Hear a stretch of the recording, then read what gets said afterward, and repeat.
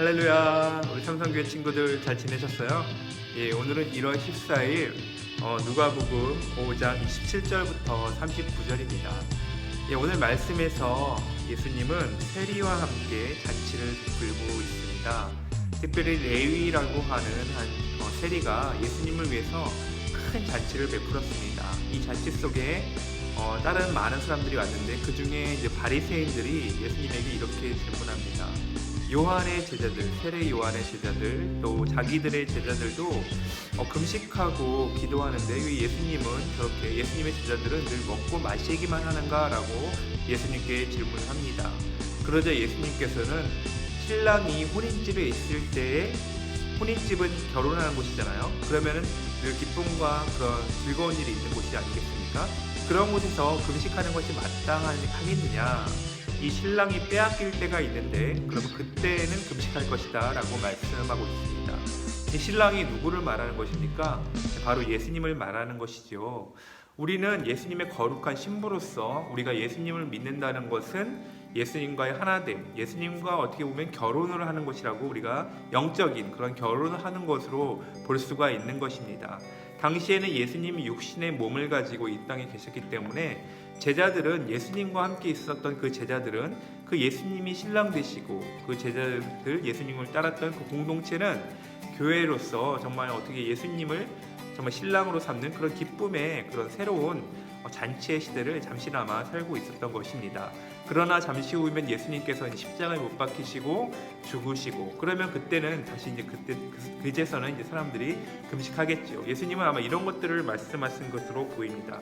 그리하여 예수님이 또 하나의 비유를 들었는데 새로운 포도주는 새 보대에 넣지 않겠느냐라고 말씀하고 있는 것입니다.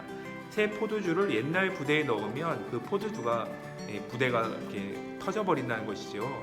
이것은 무엇을 의미합니까? 이전까지는 예수님이 오시기 전까지 사람들은 어떤 구약의 여러 가지 율법들이 있었습니다. 음식을 먹기 전에 손을 씻고 안식일을 거룩하게 지키고 십계명이 대표적인 그런 율법의 하나겠죠. 그러나 십계명 외에도 정말 우리가 오늘날 현대인들이 보기에는 참 이상하게 보이는 여러 가지 율법들이 있었고 그것들을 일일이 다 지켜야 우리가 거룩한 삶을 살 수 있다고 당시 유대인들은 그렇게 믿었습니다.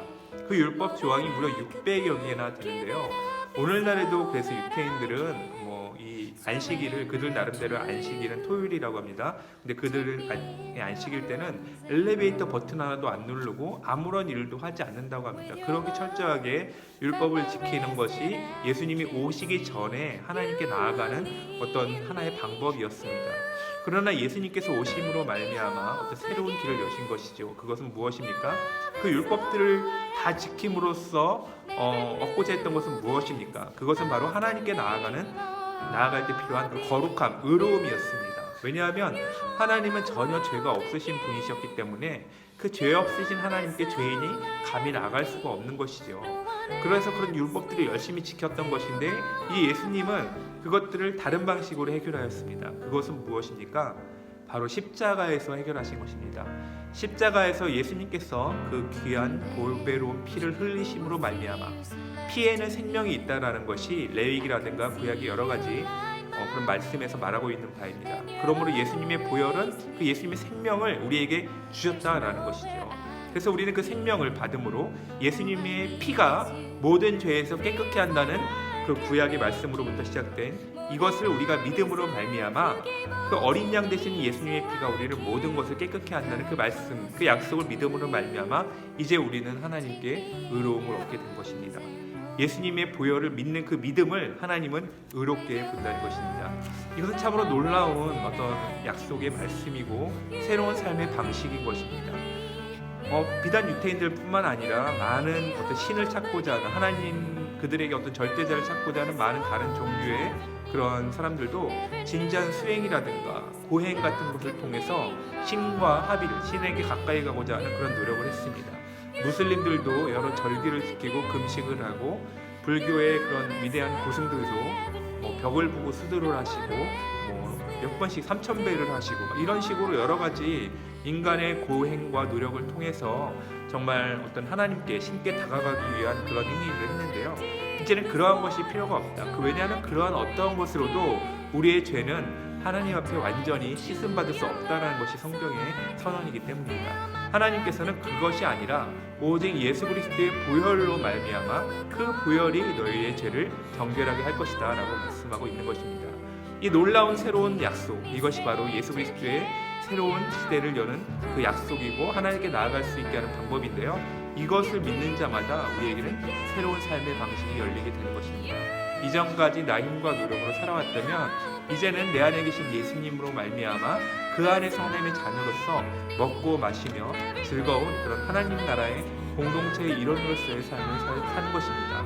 우리 사랑하는 친구들, 얼마나 또 공부하는 것이 힘들고 또 중고등부 시기가 물론 저희 어른들이 보기에는 좋지만 또 저 자신을 돌아볼 때 당시 또 나름대로 여러 가지 삶의 스트레스가 있었던 것을 기억합니다. 어떤 과목의 성적이 특별히 안 나온다든가 하는 것도 있고 또 여러 가지로 우리 친구들이 겪는 여러 가지 문제들과 고민들이 있겠지요. 이 문제들과 고민들의 근원적인 깊은 곳을 따라가다 보면 무엇이 결국 도래하느냐? 이 인간의 모든 문제와 모든 불행의 근본적인 이유는 바로 죄로부터 시작되는 것입니다. 하나님을 떠난 인간의 자기 중심성, 내 힘으로 살아보고자 하는 그 하나님으로부터 떠나 있는 인간의 상태가 바로 죄인데요. 이 죄의 문제를 이제 예수님이 해결해 주신 것입니다. 그래서 우리는 이제는 더 이상 우리 자신이 주인 되는 삶이 아니라 예수님이 나의 삶의 주인이 되어서 그 주님께 온전히 맡기고 그분을 나의 주로 목자로 삼고 그 안에서 정말 보호하심을 입고 공급하심을 얻고 또 주님이 인도하시는 선하고 좋은 길로 나아가는 정말 새로운 삶의 지평이 열린 것이죠. 이것이 바로 하나님 나라고 하나님 나라의 잔치이고 기쁨의 그런 나라인 것입니다. 하나님께서는 죄와 어둠으로 인해 죽어있던 이 사망과 권세에 있었던 우리를 하나님 나라의 정말 기쁨과 환희와 잔치의 나라로 초청하신 것입니다. 어떻게? 바로 예수 그리스도의 이 보혈을 통해서 십자가에서 흘리신 그 보혈을 통해서 우리를 어둠의 나라에서 빛의 나라로 옮기신 것이죠. 이 예수 그리스도와 동행하시는 우리 모든 삼성교회 친구들, 선생님들 다 되시기를 축복합니다. 오직 예수님의 보혈이 우리를 정결케 하고 그 보혈로 우리가 온전히 머리끝부터 발끝까지 덮여질 때에 오늘 하루도 주님 안에서 승리하는 삶을 살 줄을 믿습니다. 그 주님의 보혈을 찬양하며 정말 그 주님 안에서 새로운 삶을 살아가시는 우리 모든 삼성교회 친구들, 선생님들 다 되시길 축복합니다. 목사님이 잠시 기도하겠습니다. 할렐루야. 주님의 보혈을 찬양합니다. 주님께서는 새로운 삶의 방식을 여셨습니다. 이 기쁨의 잔치에 우리를 초대하신 주님을 찬양하며 우리가 날마다 주님과 동행할 때 정말 먹고 마시며 기쁨으로 그렇게 하루를 살아갈 수 있도록 인도하여 주시옵소서. 감사드리며 모든 말씀 예수님의 이름으로 기도하옵나이다. 아멘.